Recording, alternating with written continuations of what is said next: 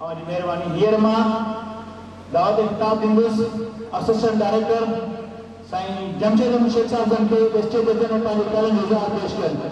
साईं जमशेद अहमद शेख साहब assistant director. बिस्मिल्लाहिर्रहमानिर्रहीम।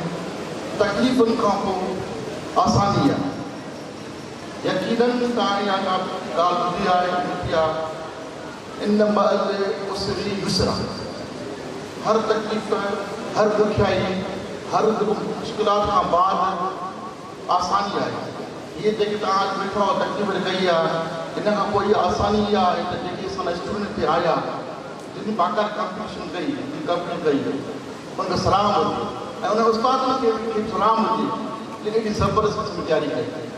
मां इमरान ख़ान खे जुमिलो चवंदुमि, अॼु जेको इहे तमामु थियो आहे, जेका पार्टी थी आहे, जेका थी आहे माना गैदरिंग थी आहे, उहा महज़ सिर्फ़ु शागिर्द थी आहे। हे सभु असां जेके जो आयासीं अॼु जेका ख़ासि कॉम्पिटिशन जेका वई माना उहा ख़ासि कॉम्पिटिशन जेका आई उहा ई शागिर्द जेका आहे। ऐं मां साईं इमरान ख़ान खे चवंदुमि त अहिड़े क़िस्म जा हुजनि प्रोग्राम हर ज़िले में। साईं तो ॾिसी में हूंदो हुओ त सिर्फ़ु शिकारपुर में हुओ, हाणे महिराण में आहे त उहा सिर्फ़ु शिकारपुर ते मेलो न आहे पर सॼे पूरे जेको सुबुह ताईं आहे।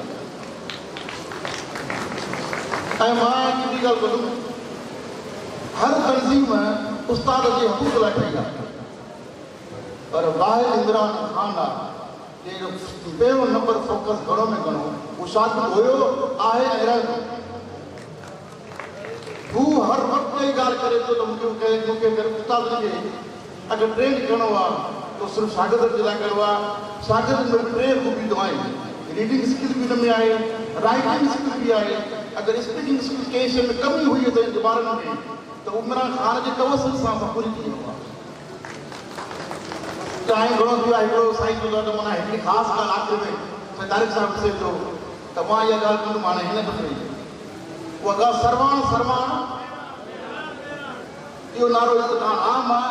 अॼु खां पोइ इन नारे खां बाद इहो नारो हमेशह लॻंदो सरवाण सरवाण